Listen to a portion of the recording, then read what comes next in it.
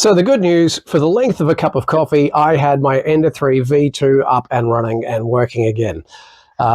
It was printing, but then it had a clog, and then when I tried to fix it, the next thing went bang, and yeah, the belt snapped. So while we wait for a new belt, which is being delivered later today, let's take a look at how I finally got this thing up and running after so much trial and error.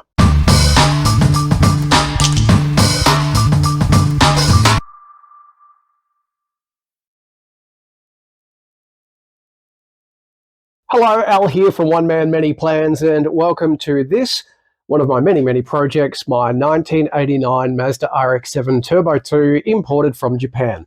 Haha, I jest. As I said, it's an Ender 3 V2 from Creality, but it may as well be my old and battered Mazda RX-7 from 1989, given how much time, money, effort, parts, and everything else I have sunk into this.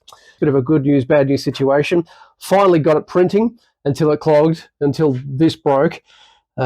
Annoying, but these things happen. Unfortunately, there's just not enough length left in what's remaining of this belt to recrimp and end on it.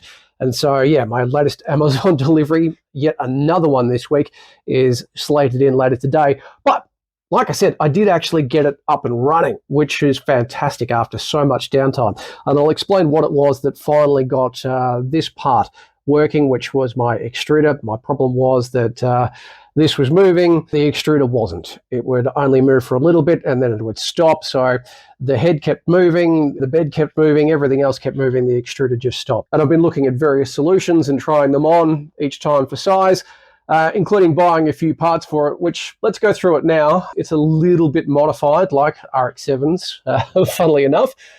Let's take a look at what this has on board. We start with the all-metal extruder arm. If you are still using the original factory plastic one, please go and buy yourself one of these, or at least something like this, because the plastic ones, I was warned from the start that they are prone to snapping, and you won't realize they're snapped until you actually pull it off and look under it. Mine did. Of course it did. Why wouldn't it? And so I bought this all-metal extruder instead. So not going to crack. Pretty firm pressure on the filament there. Next to that, we've got some Capricorn tube, because I thought part of the problem might actually be the tube that it came with, the factory tube. So I bought some Capricorn tube from Amazon or AliExpress, probably AliExpress actually. I buy a lot of my parts from AliExpress, and fitted that just to make things go through a lot smoother. So that's all there.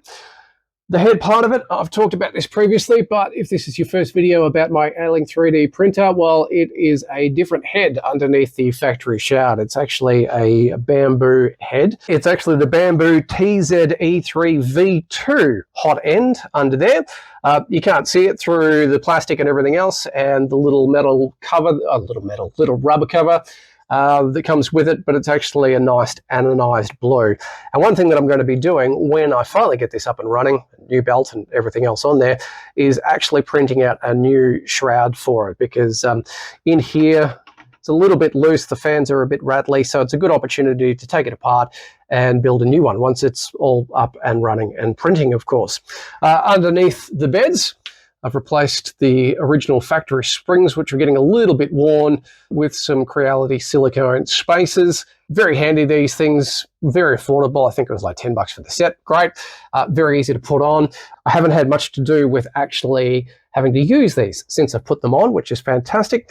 I'm using a manual mesh on this with some custom firmware for not only the new head that's in there, but of course the brand new motherboard. Now in here, I'll pop up some pictures in just a sec, is a big TreeTech SKR Mini E3 version 3.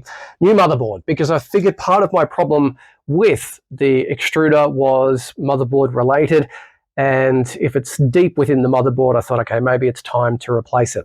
It had the original Creality 4.2.2 board. I looked at length for a replacement 4.2.2. They don't seem to have any anywhere. Then I decided, oh, maybe I'll get a 4.2.7, the next step up from it. There's a few, but they're close to $100. And in the end, I decided, well, I've heard so many good things about the SKR Mini E3. Let's give this a go. And yeah, looks great. It's taken me a little bit of time to actually get used to putting it properly in the firmware and all of those kinds of things, but I got there in the end. And interestingly, just the other day when my final upgraded part came in, it's when I realized that I actually had the wiring incorrect in a couple of places, because on the SKR, there are 3 places for fans, fan 1, 0, and 2. Fan 0 is the part cooling, which is the blue and yellow, which is in here. So that's one of the fans that is actually in your hot end. That goes into fan 0. I had that somewhere else. Fan 1 is your hot end heatsink, which will be your red and black wires coming out of your hot end there. And then fan 2 is the electric enclosure. What they mean by that is everything in the motherboard. So you've got your little, mine's not bolted in at the moment, so we'll just pull that out. There we go, lift it up. The little fan there, keeping the motherboard and other sorted stepper motors nice and cool under there. Also on the extruder side of things, I've replaced the original brass gear with the stainless steel version. I originally thought that the gear was getting a bit ground down. It was the first one that came in with the machine, haven't replaced it since. And I thought, well, maybe it's time that needs a bit of an update, because I had a theory that it was somehow getting a groove in it, that the filament was slipping through, that was stopping it going through the Capricorn tube and hence into the hot end. And so I ordered a whole batch of these. These are very, very cheap stainless steel ones. Just be aware that you will need the world's smallest Allen key or hex key to actually screw them on or off. But once they're on, they are on. And this one, well, the one there, shouldn't wear out for quite some time. And the great news is that I've got plenty on hand if it does. And with the addition of the SKR board, I also ordered a special cord to use the original D-Win screen that this comes with. A lot of the packages when you buy the SKR doesn't include the cord. Make sure if you're going to be using the factory screen that it does.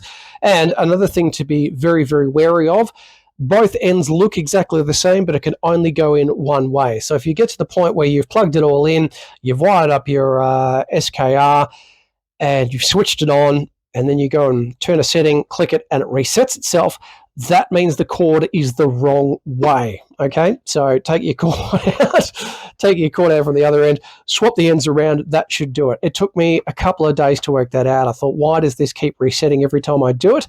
It's purely because the cord has inputs for one end that are different to the other end. It's not a universal swap. So yeah, very, very handy, this cord in particular, because like other cords, it means you don't have to make your own or hack one in together.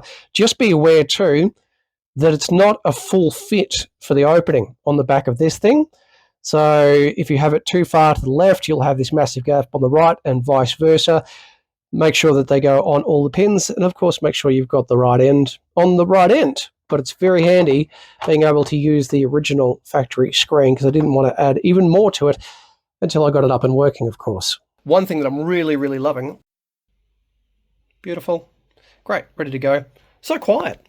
It doesn't actually run the fans on anything until it needs to. And I freaked out the first time. I thought, oh, hang on, why is it doing that? What's broken? What's not connected? But no, that's just actually a part of the feature in the firmware. I'm sure you can start the fans in the firmware, but it's so nice to and then work out what you're doing, set your stuff up, and it doesn't kick in the fans until you need to. So it did take quite a while for me to get the hang of the firmware and rolling my own with a couple of new settings. Of course, you've got to have new settings if you're going to change the head on this thing, which I have, including a new thermistor. So make sure you know what thermistor you're working with. It'll actually have a tag on the wire, and this one did too. So that was easy to find. And the code's in Marlin ready to go, which is awesome. You'll also need code specifically for the SKR2. So a couple of things to be aware of. The motherboard is simply not a plug-and-play situation. There are different places for different cords. So make sure you read up on the instructions. The good thing is there are plenty on board on YouTube ready to go. And then once you've done it, read them again, because obviously, like I said, I had some cords in the wrong places. But they're all ready to go now, just waiting for, the new belt drive replacement. Apparently it's going to be a couple of meters long, which is hilarious. And when I was buying this, someone left a review that said, how long is it supposed to be? I don't know. No one said anything. Well, here's an idea. Pull the old one off and measure it. There you go. Job done. There's hardly any missing apart from the little metal end, which is this thing here. So I will make mine probably a couple of millimeters longer than it needs to be, and then wind it back with this, and that should give me plenty of place. So I had it all wired up, ready to go, but of course I couldn't do anything because this still wasn't working. But I finally bought something that had it working for a minute before this went snap, of course. And that was actually... that's actually this cord. Now, normally, these E-stepper motor cords are black, and they'll have a little tag on it like the factory ones that'll say E. But the problem I had was when I ordered my first replacement, I didn't look at the proper specification, and I accidentally bought one for an early ender, which didn't have the plugs to fit into this Creality 4240 stepper motor. So it didn't fit, and I modified it. I hacked away my original cord, and it wasn't really doing anything. Never got working again. I kept having the same problems. And then when I used the hacked modified cord with the SKR E3, the problem with my stepper motor, it would just judder, back and forth, back and forth, back and forth, and it had never actually pushed anything through. So I've actually ordered some new cord. Now, the problem with this particular model is that replacement cords for the E-stepper motor or extruder motor, I can't find anywhere. You probably go back to Creality and pay a premium for them. I couldn't find just a single one by itself that you could order from, say, Amazon or AliExpress, anywhere to get it in. And so with a bit of help from AI, I actually asked, is there a replacement for it that I can use? And it revealed that yes, any cord for a NEMA 17 stepper motor will do the trick, because it'll have, excuse me for a second, it'll have the little 6-port up here and the little 4-port for the motherboard, and you've got plenty of length to work with. And the great thing about it is when I ordered them, they sent me spares. I have so many spares now. It's ridiculous. And this was the final thing that actually got my E-stepper, my extruder motor, actually extruding.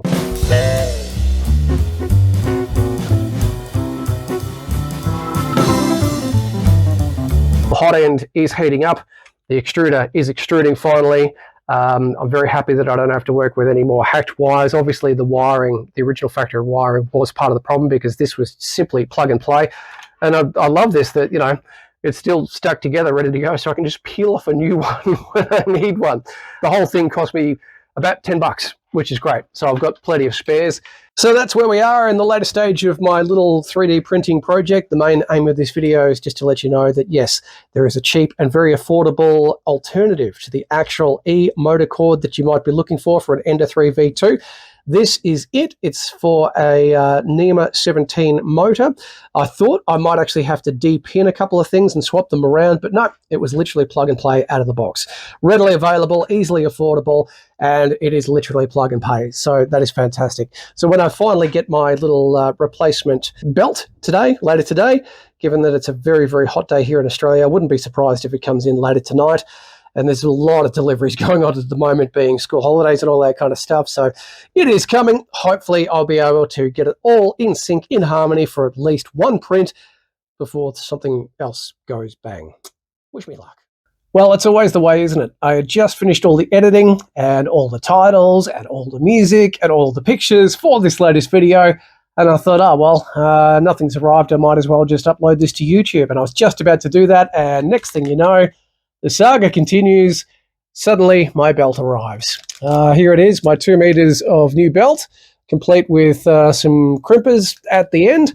So let's throw this together, get it up and running, and hopefully we'll have a working Ender 3 V2 at the end of this video.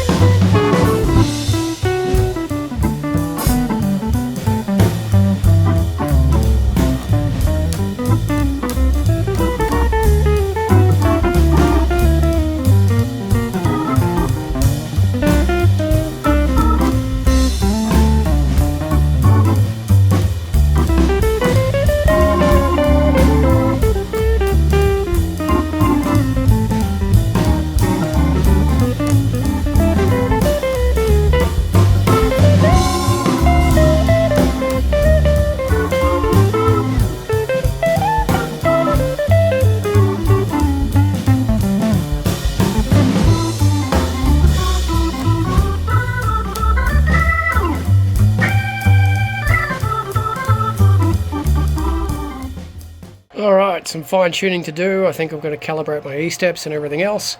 But for the time being, for the first time in a long time, it's actually working. Hallelujah. May it long stay this working condition.